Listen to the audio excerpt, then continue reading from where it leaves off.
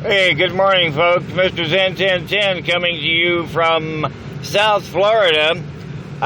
Just a quick little tape here on the Trayvon Martin Zimmerman fiasco, the tragic murder or homicide or self-defense killing of a 17-year-old teenager from the South Florida area. Up in Sanford is where the actions took place.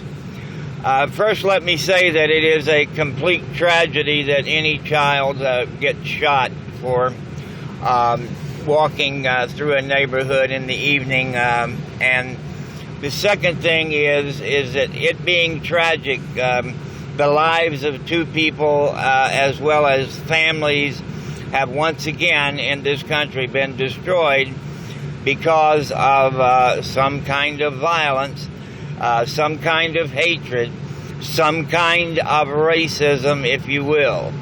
I'm not sure who's a racist in this country and who's not.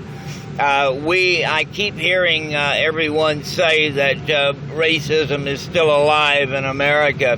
Well, of course it is. The only difference being is that racism really seems to be going both ways now.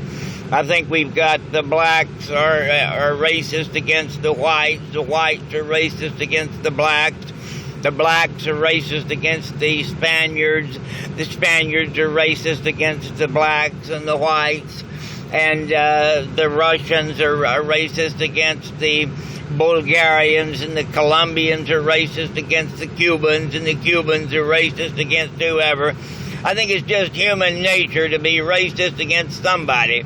We've all got to find somebody to hate because we're all so tired and so economically spent and psychologically spent and self-medicating, and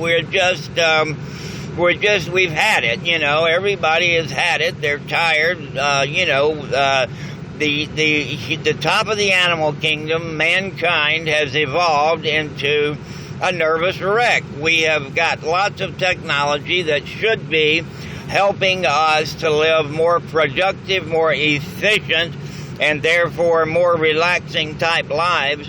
But it's just the opposite. We've all kind of flipped out, and we're kind of going crazy, taking all kinds of medications. But every tape I hear, every media outlet that I hear, we have gotten, looks like to me, complete insanity going through the streets and over the airwaves and over the radios, the televisions, the media, everything, the written word is all a bunch of hogwash. Nobody really knows but Trayvon and Mr. Zimmerman truly what happened that night.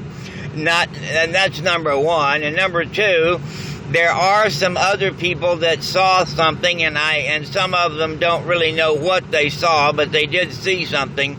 I believe I would let this thing play out until there is an arrest made or there is not an arrest made.